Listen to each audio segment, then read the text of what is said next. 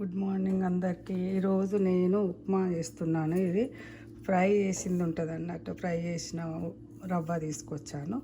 మళ్ళీనేమో ఉప్మాకు ఒక దీంట్లో గిన్నెలో నెయ్యి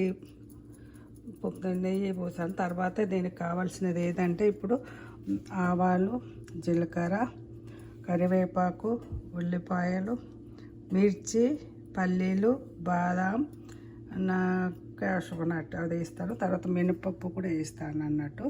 దీనికి సాల్ట్ కూడా పడుతుంది అన్నట్టు. ఈ విధంగా దీనికి వేస్తున్నా కాబట్టి డబుల్ నీళ్ళు ఇక్కడ 1-2 నీళ్ళు ఇక్కడ పక్కకు స్టవ్ మీద పెట్టుకున్నాను, వేడి చేస్తున్నాను. ఇప్పుడు నేను చూపిస్తాను చూడండి ఉప్మా ఏ విధంగా చేసుకోవాలో.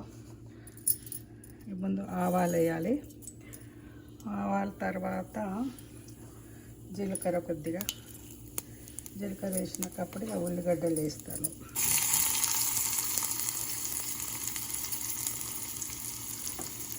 ఉల్లిగడ్డలు వేసిన తర్వాత ఇక మిరపకాయలు కూడా వేస్తున్నాను. మిరపకాయలు వేసి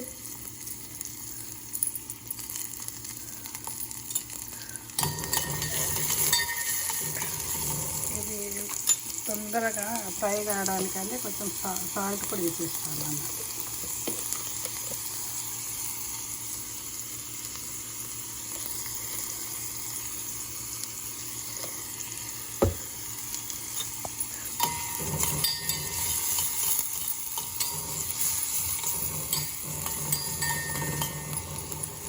తర్వాత ఇక దీంట్లో మినపప్పు అండ్ శనగపప్పు కలిపింది కూడా వేస్తాను.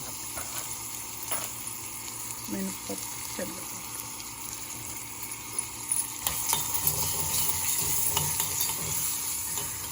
ఇది ఫ్రై కాగానే అప్పుడు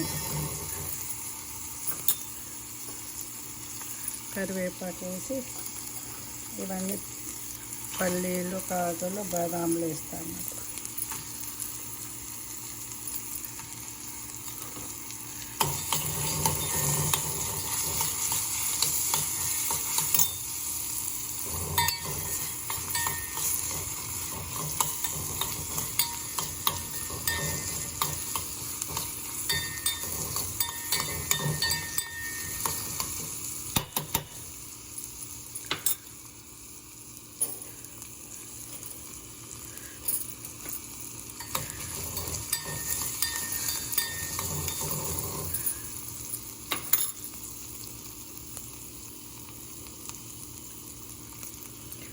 తర్వాత ఇక్కడ కొంచెమే వేస్తున్నాను.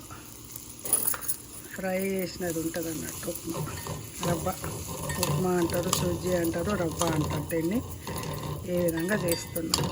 కొంచెం ఫ్రై కాగానే ఆ వేడి వాటర్ పోసేస్తే అయిపోతుంది. 5 నిమిషాలు అయిపోతుంది.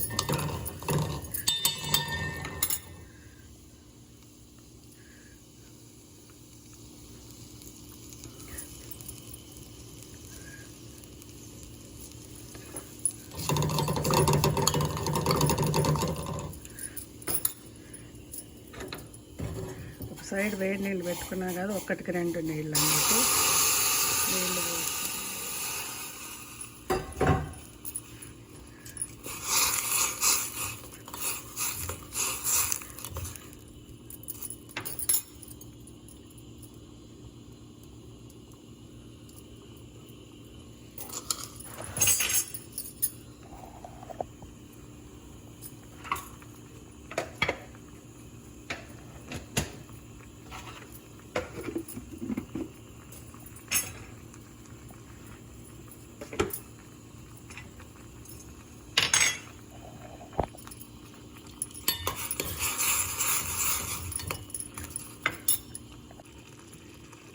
తర్వాత కొత్తిమీర వేస్తున్నాను. అంతే, ఉప్మా రెడీ.